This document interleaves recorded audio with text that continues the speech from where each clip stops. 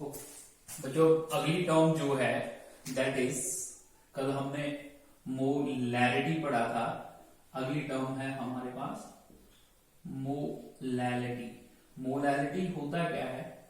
It is defined as number of moles of solute present in per kg of solvent।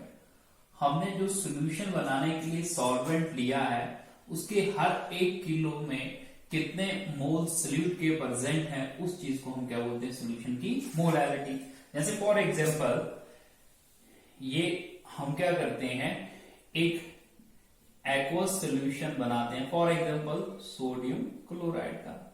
हम क्या करते हैं, इसमें एक्वस सॉल्यूशन बनाने के लिए 2 kg क्या लेते हैं? वाटर लेते हैं। 2 kg वाटर का मतलब हो गया, सॉरी वाटर जो है यहाँ पे किसका काम कर रहा है? सॉल्वेंट का। और इसमें हम क्या करते हैं, 4 मोल्स डालते हैं सोडियम क्लोराइड के। तो इसका मतलब हुआ क्या कि आपके पास जो 2 kg सॉल्वेंट है, मतलब आपके पास 2 kg जो वाटर है उसमें कितने मोल्स हैं? 4 मोल्स। तो 1 kg जो सॉल्वेंट है आपके पास, इसका मतलब उसके अंदर कितने मोल्स होंगे? That is 4/2। तो कितने मोल्स होंगे? 2 मोल्स होंगे। तो 2 मोल पर kg जो है वो इस सॉल्यूशन की क्या होगी? मोलैलिटी होगी। ओके, क्लियर है? मैथमेटिकली जो मोलैलिटी होती है that is equal to number of moles of solute upon mass of solvent in kgs. और मोलैलिटी जो है इसको स्मॉल m से रिप्रेजेंट किया जाता है। तो देयरफॉर इसका फॉर्मूला क्या बनेगा? m is equal to number of moles solute के कितने होते हैं? nv, और mass of solvent in kgs जो है वो कितना होता है? गिवन मास हमने किससे रिप्रेजेंट किया था? ma इन kg। ए आ गया आपके पास सॉल्वेंट और m रिप्रेजेंट कर रहा है इसका गिवन मास। नाउ अब इसके यूनिट्स क्या होते हैं? Units of molality. देखो मोलैलिटी के यूनिट्स क्या होते हैं? We know that molality is equal to number of moles of solute upon mass of solvent in kg. Now molality अगर हम सिर्फ यूनिट्स लिखे तो इसके यूनिट्स होंगे मोल अपॉन, इसके यूनिट्स आपके पास यहाँ पे दिए हैं मास है, तो इसके यूनिट्स क्या होंगे? केजी। तो इसके यूनिट्स होते हैं मोल पर केजी। नाउ जो एसआई यूनिट्स होते हैं मोलैलिटी के, वो क्या होते हैं? मोलल होते हैं। क्या होते हैं? मोलल। मोलर नहीं बल्कि मोलल, और इसको रिप्रेजेंट किया जाता है स्मॉल m से।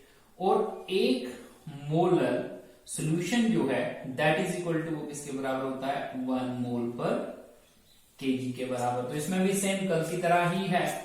फॉर एग्जांपल आपको बोला गया मोलैलिटी किसी भी सॉल्यूशन की 5 मोलर है, तो ये जो है ये क्वांटिटी को रिप्रेजेंट करता है, मतलब मोलैलिटी को रिप्रेजेंट करता है। और ये वाला m जो है ये उसके यूनिट्स, मतलब इसको रिप्रेजेंट करता है मोलर को। तो सब बच्चे इसको नोट करो, इसके बाद हम एक न्यूमेरिकल करेंगे।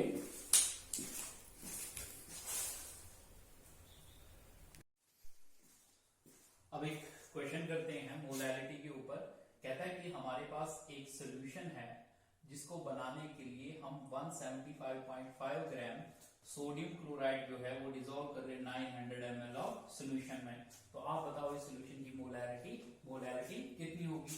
नाउ क्वेश्चन में आपके पास, मतलब एक बार फिर क्वेश्चन में बता देता हूँ। फॉर एग्जांपल ये हम क्या करते हैं, 900 ml वाटर लेते हैं। क्या लेते हैं?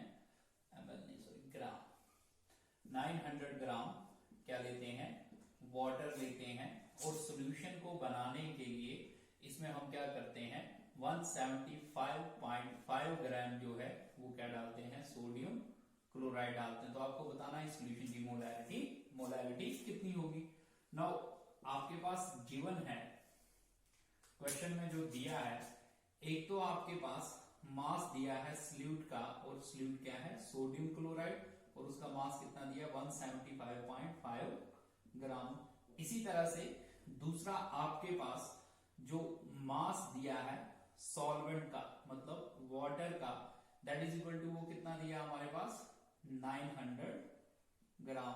नाउ वी नो दैट, हमने ये चीज पढ़ी कि जो हमारे पास मोलैरिटी होती है that is equal to number of moles of solute, that is ये आ गया number of moles of solute upon mass of solvent मतलब मास ऑफ वाटर इन, लेकिन किस में चाहिए केजीस में। अब क्वेश्चन में ना तो नंबर ऑफ मोल्स दिए हैं, ठीक है, और ना ही मास दिया वाटर का केजीज में। मास तो दिया वाटर का मतलब सॉल्वेंट का मास तो दिया, लेकिन ग्राम्स में। तो पहले हमें ये क्वांटिटी भी निकालनी पड़ेगी और फिर ये, तो पहले हम नंबर ऑफ मोल्स निकालते हैं। तो मैंने आपको कल भी सिखाया था नंबर ऑफ मोल्स जो है वो किसके बराबर होते हैं, that is equal to given mass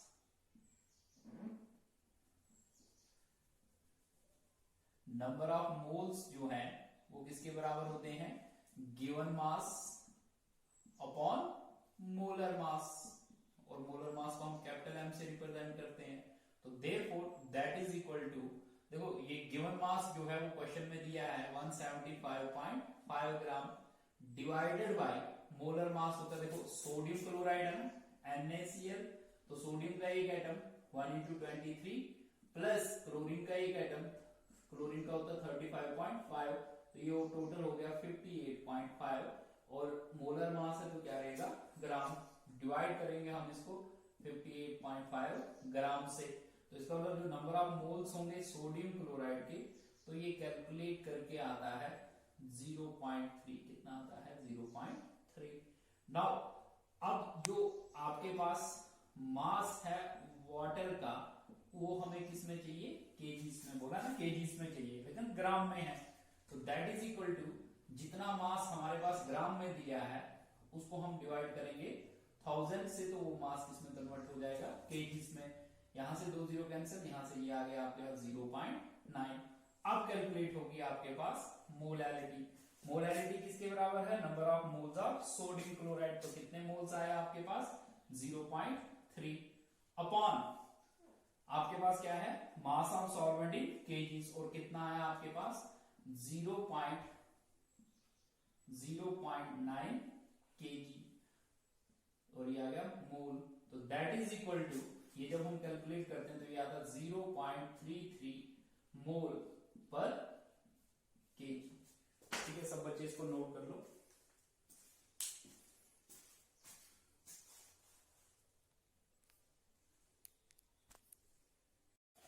okay बच्चों, अगली जो हमारे पास मेथड है कॉन्सेंट्रेशन को एक्सप्रेस करने का, दैट इज मोल फ्रैक्शन। अभी तक हम देख रहे थे मोलैरिटी हमने निकाली, मोलैरिटी हमने निकाली, और उसमें हमने देखा कि हम पूरे सॉल्यूशन को इन्वॉल्व कर रहे हैं, मतलब सॉल्यूशन के दोनों कंपोनेंट्स को इन्वॉल्व कर रहे थे। लेकिन मोल फ्रैक्शन जो है वो पूरे सॉल्यूशन की नहीं निकलती है, बल्कि मोल फ्रैक्शन जो है वो सॉल्यूशन के किसी एक कंपोनेंट की निकलती है पहले। तो किसी भी सॉल्यूशन के किसी भी कंपोनेंट की मोल फ्रैक्शंस होती क्या है, it is defined as the ratio of number of moles of that component to the total number of moles present in the solution।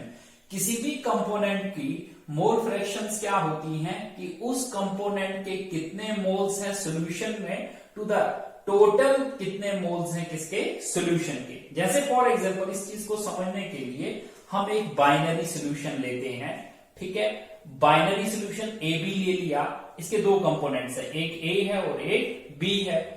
अब ए के नंबर ऑफ मोल्स हम Na से रिप्रेजेंट करेंगे और बी के नंबर ऑफ मोल्स किससे represent करेंगे Nb से।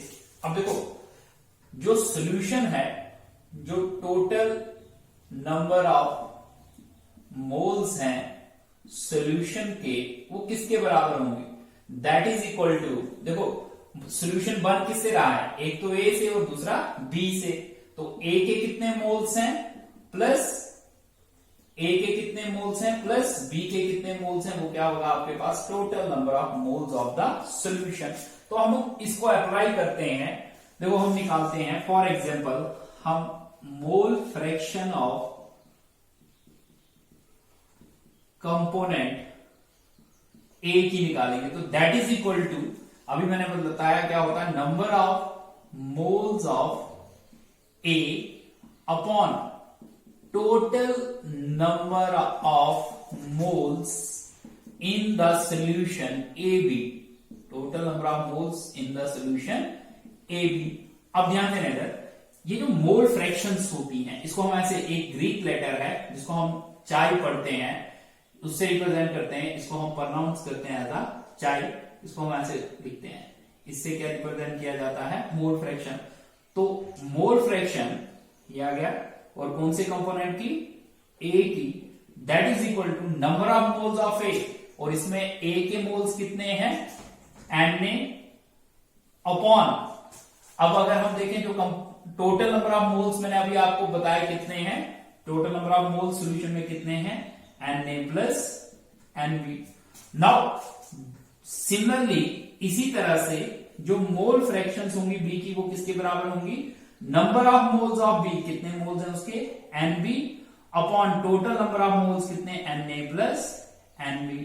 और एक चीज आप इस मोल फ्रैक्शन के रिलेटेड हमेशा याद रखोगे, that is sum of mole fraction of all the components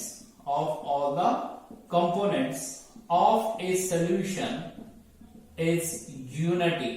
एक सॉल्यूशन के जितने भी कंपोनेंट्स होते हैं उनकी मोल फ्रैक्शन का सम जो है वो क्या होता है, यूनिटी। जैसे ये आपके पास सॉल्यूशन है, इसके दो कंपोनेंट्स है ए और बी, ए की मोल फ्रैक्शंस क्या थी आपके पास, चाहिए, और इसकी मोल फ्रैक्शंस क्या थी, चाय बी, और इन दोनों का सम जो है इसके अकॉर्डिंग किसके बराबर होता है, 1। मतलब चाय ए प्लस चाय बी जो है वो किसके बराबर होगा, 1।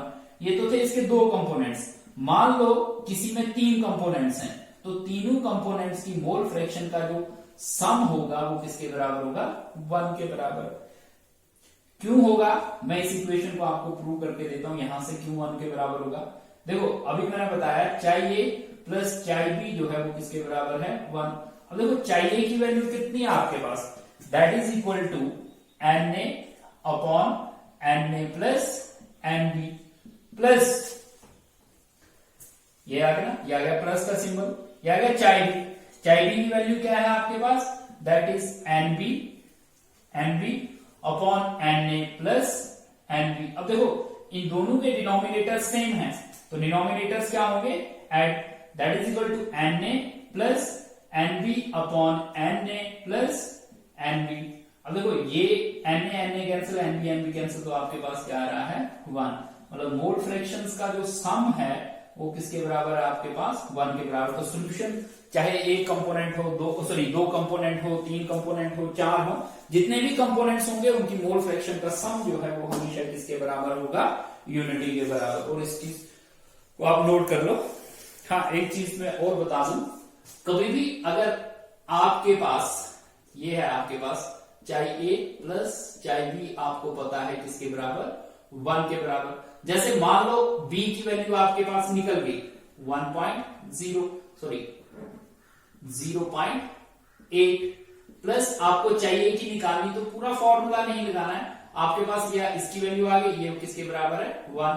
तो चाहिए जो है वो किसके बराबर, देखो चाहिए निकालना तो ये उस साइड चला जाएगा, तो किसमें हो जाएगा, माइनस में 0.8, तो 1 में से 0.8 गया तो कितना आएगा, 0.2। बिल्कुल सिंपल तरीके से न्यूमेरिकल करने।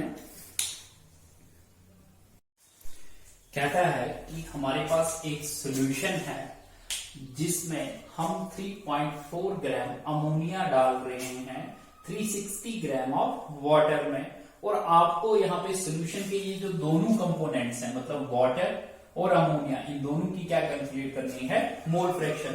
तो अब सबसे पहले ध्यान दें, आपके पास एक तो मास दिया है अमोनिया का, वो कितना है 3.4 ग्राम, फिर आपके पास मास दिया है वाटर का, दैट इज इक्वल टू 360 ग्राम। अब हमें मोल फ्रैक्शंस निकालनी है, एक तो अमोनिया की मोल फ्रैक्शंस निकालनी है, और साथ में मोल फ्रैक्शंस किसकी निकालनी है, वाटर की।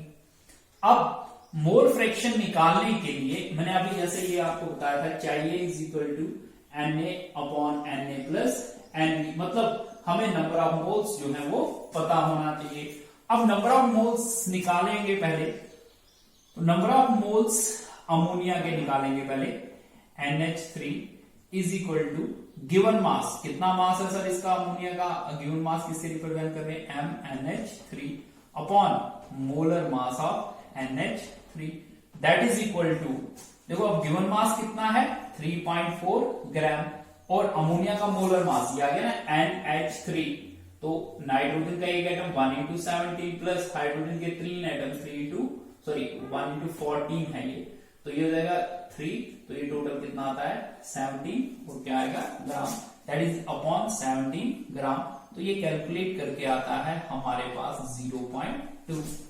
अब इसी तरह से हमें, चलो जी हमने अमोनिया की फॉर एग्जांपल मोल फ्रैक्शन तो निकाल ली, अब उसकी लगती है वाटर की भी लगेगी, तो दैट इज इक्वल टू, अब नंबर ऑफ मोल्स जो वाटर के हैं that is equal to given mass of water upon molar mass of water, that is equal to given mass कितना है 360 ग्राम अपॉन 18, तो 18 20 360, तो ये इसके कितने मोल्स हैं 20।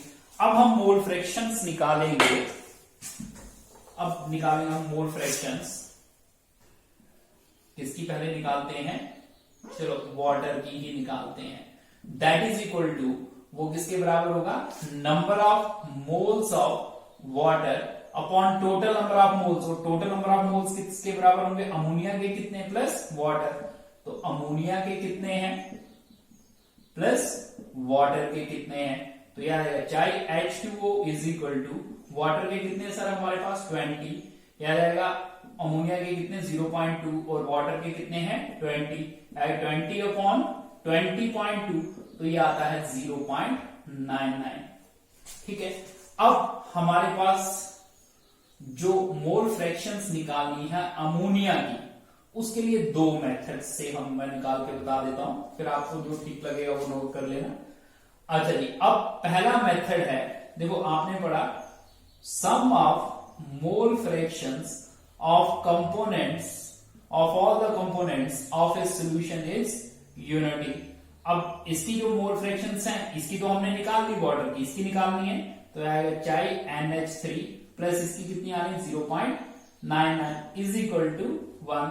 अब हमने निकाली इसकी चाहे NH3 प्लस, सॉरी ये उस साइड चला जाएगा तो माइनस में हो जाएगा 1 minus 0.99 that is equal to 0.01। ठीक है, इसको रिपीट करना है। अब दूसरा तरीका क्या है, चाहे NH3 इज इक्वल टू, मैं थोड़ा ऊपर लिखता हूं ऐसे करके, चाहे NH3 is equal to number of moles इसके 0.2 divided by total number of moles 0.2 plus 22.2, 0.2 upon 20.2, ये भी आता है हमारे पास 0.01। ठीक है, तो सब बच्चे इसको नोट कर लो, ये एक मेथड है, ये दूसरा है।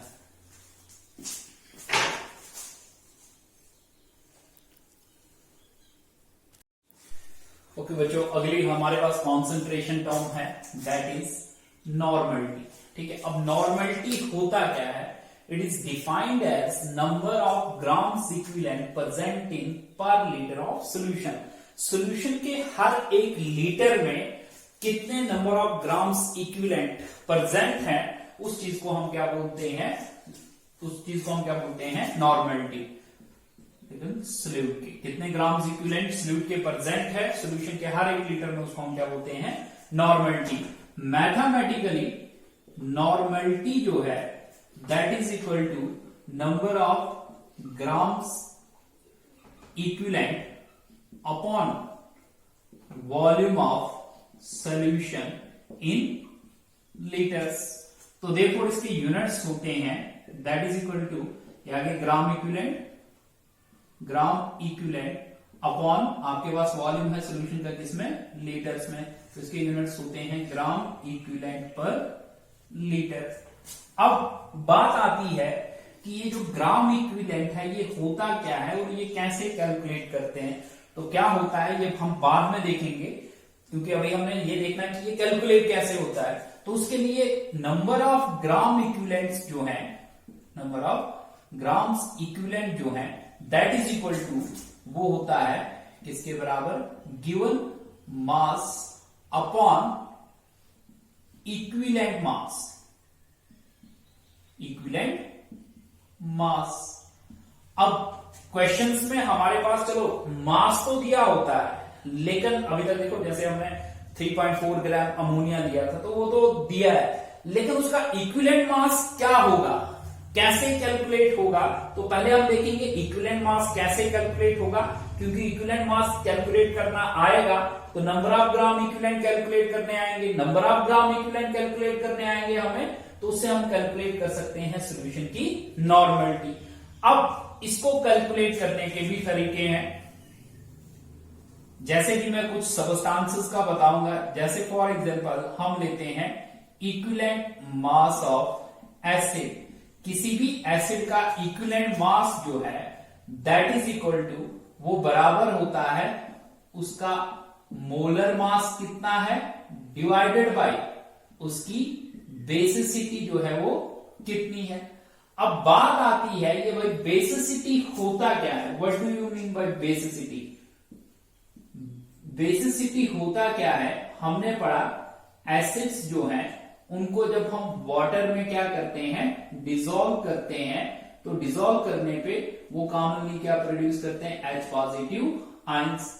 जैसे HCl को हमने पानी में डिसॉल्व किया तो ये बनाता है H पॉजिटिव और Cl नेगेटिव, या हमने सल्फ्यूरिक एसिड को पानी में डिसॉल्व किया तो ये बनाता है 2H positive plus SO4 2 negative. तो एक एसिड को जब हम वाटर में डिसॉल्व करते हैं और वाटर में डिसॉल्व करने पे वो एसिड जो है वो कितने हाइड्रोजन आयन प्रोड्यूस करता है, उसी चीज को हम क्या बोलते हैं उसकी बेसिसिटी। मतलब बेसिसिटी किसके बराबर होती है, number of hydrogen ion produced by the acid when dissolve in water. जैसे फॉर एग्जांपल HCl को हम पानी में डिसॉल्व कर रहे हैं तो ये एक H पॉजिटिव प्रोड्यूस कर रहा है, तो इसका मतलब इसकी बेसिसिटी कितनी होगी 1। सल्फ्यूरिक एसिड पानी में डिसॉल्व करने पे 2 प्रोड्यूस कर रहा है तो इसकी बेसिसिटी 2। ठीक है, तो अब हम जरा कैलकुलेट करते हैं एग्जांपल के साथ। जैसे कि इक्विवेलेंट मास HCl का देखो that is equal to molar mass, तो आपके पास HCl है हाइड्रोजन का 1 into 1, क्लोरीन का एक एटम 1 into 35.5, तो ये हो जाता है 36.5, ये आया 36.5 अपॉन अभी आपने कैलकुलेट की इसकी बेसिसिटी 1, तो इसका इक्विवेलेंट मास भी कितना होगा 36.5। इसी तरह से इक्विवेलेंट मास किसी भी बेस का, सॉरी पहले इसी का सल्फ्यूरिक एसिड का देख लेते हैं H2SO4 का, दैट इज इक्वल टू ये आपके पास है H2SO4 हाइड्रोजन के 2 एटम प्लस 1, सल्फर का एक 1 into 32 प्लस ऑक्सीजन के 4 into 16, तो ये टोटल हो गया 98, तो that is equal to 98 upon इसकी बेसिसिटी कितनी है आपके पास 2, तो ये आ जाता है आपके पास 49। इसी तरह से जो इक्विवेलेंट मास होता है किसी भी बेस का that is equal to molar mass upon acidity, base की एसिडिटी और एसिड की बेसिसिटी होती है। ठीक है, अब हम देखेंगे पहले किसी भी बेस की एसिडिटी क्या होती है। तो आपने 11th में भी पढ़ा एसिडिटी होता क्या है इक्विलिब्रियम चैप्टर में। देखो एसिडिटी क्या होता है, हमने पढ़ा बेसिस जो है जब हम उनको वाटर में क्या करते हैं डिसॉल्व करते हैं, तो डिसॉल्व करने पे वो बेसिस जो है वो क्या प्रोड्यूस करती है हाइड्रोक्सिल आयन, और एक बेस जो है वो डिसॉल्व करने पे कितने हाइड्रोक्सिल आयन क्या करती है प्रोड्यूस करती है, उसी चीज को हम क्या बोलते हैं उस बेस की एसिडिटी बोलते हैं। जैसे सिंपल सी एग्जांपल है, सोडियम हाइड्रोक्साइड को हम डिसॉल्व करते हैं वाटर में ये बनाता है Na positive plus OH negative, या हम कैल्शियम हाइड्रोक्साइड को डिसॉल्व करते हैं वाटर में तो ये बनाता है Ca2 positive plus OH negative. क्या इसको रिपीट करना है,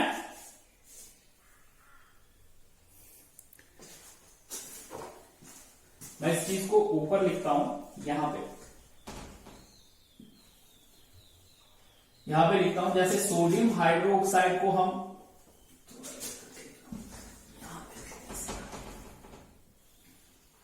सोडियम हाइड्रोक्साइड एक बेस है, इसको हम वाटर में डिसॉल्व करते हैं, ये बनाता है Na पॉजिटिव और OH नेगेटिव। या कैल्शियम हाइड्रोक्साइड ये भी एक बेस है, इसको हम पानी में डिसॉल्व करते हैं, ये बनाता है Ca2 positive plus 2OH negative. अब सोडियम हाइड्रोक्साइड पानी में डिसॉल्व करने पे कितने प्रोड्यूस कर रहा है, एक हाइड्रोक्सिल आयन, इसलिए इसकी बेसिसिटी कितनी आएगी, सॉरी एसिडिटी जो है वो कितनी होगी 1।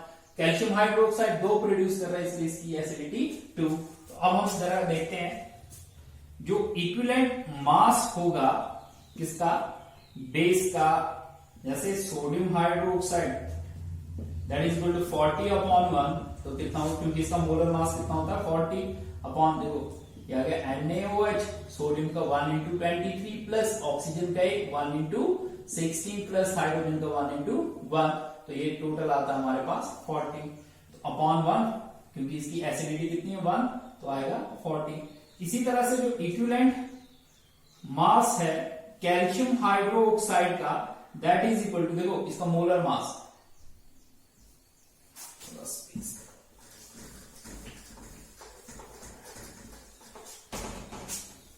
कैल्शियम हाइड्रोक्साइड, कैल्शियम का 1/40 प्लस ऑक्सीजन यहां पे कितने हैं 2, तो 2/16, हाइड्रोजन कितने हैं 2/1, तो ये टोटल आता है आपके पास 74। ये कितना आता है 74 डिवाइडेड बाय 2, तो कितना आता है 37। ठीक है, अभी एक स्पीशी और है दैट इज साल्ट।